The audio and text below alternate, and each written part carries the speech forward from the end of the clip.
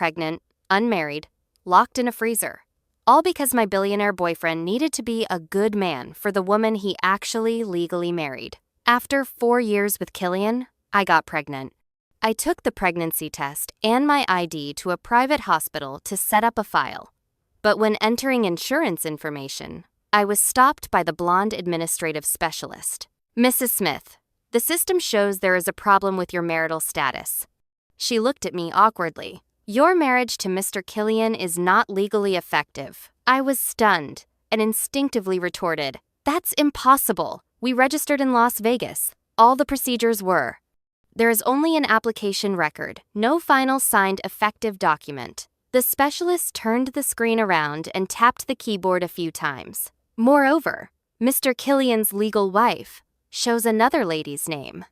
That name was like a thorn, piercing fiercely into my retina. Elena, Killian's personal secretary, and also publicly recognized as the benefactor who saved his life in the Alps avalanche 5 years ago. I felt all the blood in my body flowing backward.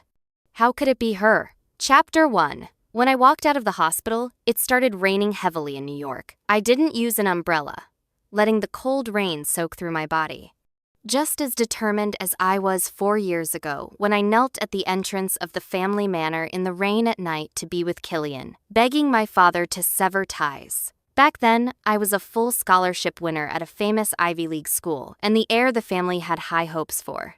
But for Killian Smith, for this illegitimate son who was then rejected by his family and had nothing, I gave up my studies, turned my back on my family, and even became a joke in the upper-class circles. I thought we were true love, sharing weal and woe, until I sat in the stretch Lincoln sent by Killian, watching this man I loved recklessly looking at me with that familiar, gentle, yet helpless gaze. "Halen, don't get caught in the rain. You'll catch a cold."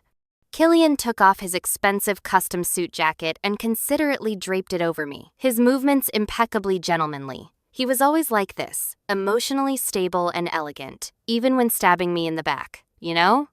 He asked, his tone as calm as if discussing tomorrow's weather. "Why is it Elena?" I asked tremblingly. "Why is our marriage legally invalid?